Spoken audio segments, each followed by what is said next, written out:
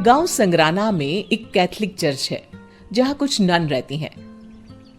वे लोगों की सेवा में ही अपना पूरा दिन बिता देती हैं। एक रोज अलीमा पर गांव के कुछ लोग चोरी का इल्जाम लगाते हैं। ये खबर सुनकर फादर बहुत दुखी हो जाते हैं और अलीमा को कहते हैं, अलीमा, मुझे तुमसे ये उम्मीद नहीं थी। तुमने इस चर्च और मेरे नाम को खराब कर दिया है। अगर हम जैसे लोग भी सेवा की जगह इस तरह का कोई गलत काम करने लगेंगे तो लोगों में हमारी छवि क्या रह जाएगी। इसलिए तुम्हें इसकी सजा मिलनी ही चाहिए। फादर, मैंने कोई गलती नहीं किया है। आप मेरी बातों का यकीन कीजिए। और अगर आपको लगता है कि आपकी अलीमा, जिसे आपने बचपन से इस चर्च में जगह दी, अपनी बेटी की तरह पाला, वो ऐसा काम कर सकती है, तो आप मुझे जान से भी मरवा देंगे, तब भी मैं कुछ नहीं कहूंगी। कल सुबह मैं सबके सामने तुम्हारी सजा सुनाऊंगा। फादर अगली सुबह चर्च की बाकी नन और गांव के कुछ लोग जिन्होंने अलीमा पर इल्जाम लगाया था उन्हें बुलाते हैं। इस चर्च का नाम मैं खराब नहीं होने दूंगा। एंथोनी, तुम्हारे पैसे अलीमा ने चुराए हैं, इसलिए अलीमा को पास के अंधेरे जंगल में जो काली कोठरी बनाई है उसमें 25 दिन बिताने होंगे। थैंक यू फादर, मुझे पूरा यकीन था कि आप मेरे साथ न्याय करेंगे। अलीमा फादर की सजा को स्वीकार कर लेती है और उसी रात को फादर एंथनी के साथ अलीमा को काल कोठरी में बंद कर देते हैं। ये बात पूरे गांव को पता लग जाती है। उधर फादर भी अलीमा को ऐसी सजा देकर बहुत दुखी होते हैं। दिन यूं ही बीतने लगते हैं और अलीमा की सजा के 25 दिन पूरे होने के एक दिन पहले ही एंथोनी अंधेरी रात को उस कोठरी में जाकर अलीमा का गला दबा देता है और उसकी मौत हो जाती है। मर गई।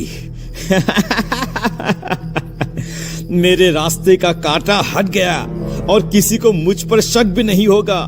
सबको लगेगा बंद अंधेरे कोठरी में घुट घुट कर मर गई होगी। एंथोनी वहां से चला जाता है। 2 दिन बाद अलीमा जब चर्च में वापस लौटती है तब फादर अलीमा को देखकर बहुत खुश होते हैं। ये बात जैसे ही एंथोनी को पता चलती है उसके पैरों तले जमीन खिसक जाती है। अरे, इसे तो मैंने अपने हाथों से ही मारा था। ये कैसे हो सकता है? ये जिंदा नहीं बच सकती। उधर चर्च की बाकी नन को बहुत अजीब लगता है। जब से ये अलीमा जंगल से आई है वो अजीब अजीब सा बर्ताव कर रही है। हाँ, मैं भी यही देख रही हूँ। उसकी आंखें खूनी नजर आती है, जैसे किसी के खून की प्यासी हो। वो किसी से बात भी नहीं करती। शायद उसे सदमा लग गया है, जिस तरह से उसे जंगल में अपने दिन बिताने पड़े थे। हाँ, वो जीसस के स्टैचू के पास भी नहीं जाती। लेकिन जो भी हुआ उसके साथ वो अच्छा नहीं हुआ। उधर एंथोनी की डर से हालत इतनी खराब हो जाती है कि वो फादर से मिलने आता है। माय सन, क्या है? कोई बात है क्या? अचानक तुम यहाँ? फादर, ये अलीमा जिंदा कैसे हो सकती है? आप खुद ही सोचिए, कोई उस काली कोठरी में जिंदा बच सकता है क्या? ये अलीमा के शक्ल में कोई और है। हमें इस कोठरी में एक बार जाकर देखना चाहिए। ऐसा नहीं हो सकता है। हाँ, लेकिन अगर तुम कह रहे हो तो चलो अभी दिखाते हैं। अलीमा सब कुछ सुन लेती है और उसकी आंखों में खून उतर आता है। फादर और एंथनी कोठरी में जाकर देखते हैं लेकिन उन्हें कुछ नहीं मिलता। ये देखो एंथनी, ये कोठरी तो बिल्कुल खाली है। चर्च में जो है वो हमारी अलीमा ही है। ठीक है फादर, मैं चलता हूँ। एंथोनी वहां से निकल जाता है और सोचने लगता है, अरे, ये नहीं हो सकता है। उसकी लाश कहाँ गई? तभी अलीमा वहां आ जाती है और कहती है, मेरी लाश ढूंढ रहे हो?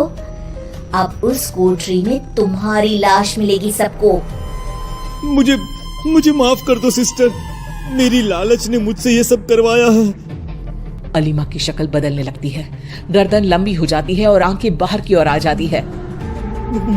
भूत, बचाओ, कोई बचाओ मुझे। कोई यहाँ तेरा पुकार सुनने वाला नहीं है। तेरे साथ साथ वो सब लोग मरेंगे जिन्होंने इस गलत फैसले का समर्थन किया था। अलीमा एंथोनी को मार देती है और उसे काल कोठरी में बंद कर देती है। धीरे धीरे गांव के लोगों की मौत होने लगती है। चर्च में से कुछ नन भी गायब होने लगी। गांव के लोगों में हाहाकार मच गया। कुछ लोग मिलकर मदद के लिए फादर के पास जाते हैं। फादर हम लोगों को बचाइए। अगर इसी तरह से रोज मौत होने लगी तो हम क्या करेंगे, कहां जाएंगे हम? Do something father, please do something. Oh my children, I will do something. आप लोग फिक्र ना करें।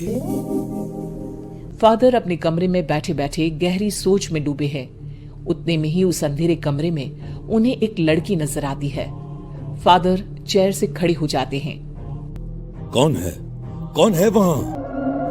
अलीमा सामने आती है और अपने असली रूप में आ जाती है। मरेंगे, एक एक करके सब मरेंगे। मतलब तुम ही ये सब कर रही थी? इन निर्दोषों को मारकर तुम्हें क्या मिलेगा? निर्दोष? ये लोग ही मेरी मौत का कारण हैं और साथ में तुम भी। अब तुम्हारी बारी है। फादर दौड़कर जीसस के स्टैचू के सामने जाकर प्रेयर शुरू कर देते हैं। भूतनी जीसस के सामने नहीं जा पाती और फादर बच जाते हैं। हाश तो बच गए तुम। अगली बार कौन बचाएगा? मौत का खूनी खेल होगा। ये चर्च मेरा है और यहाँ मेरे हिसाब से ही सब चलेगा। पूरी रात प्रेयर करते करते फादर जीसस के पास ही बेहोश हो जाते हैं। सुबह जब बाकी की नन फादर को इस हालत में देखती हैं तो वो घबरा जाती हैं। फादर होश में आकर सबको सब कुछ बता देते हैं। अलीमा मर चुकी है। उसकी आत्मा को हमें किसी भी तरह से वश में करना होगा। अगले हफ्ता ईस्टर डे आने वाला है। हम लोगों को उसी दिन इस आत्मा को अपने वश में करना होगा, नहीं तो वो पूरे गांव में तबाही मचा देगी। फादर दिन रात प्रेयर करते रहते हैं ताकि अलीमा की आत्मा उन्हें छू भी ना सके। भूतनी अंदर ही अंदर लाल पीली होती रहती है क्योंकि वो फादर को मार नहीं पा रही है। इसी तरह ईस्टर डे का दिन आता है और फादर गांव के आसपास के चर्च के फादरों को बुला लेते हैं। कैथोलिक चर्च में इतनी भीड़ देखकर अलीमा अपने कमरे से बाहर आती है। तभी सारी नन उसे घेर लेती हैं। सारे फादर और नन प्रेयर चालू कर देते हैं।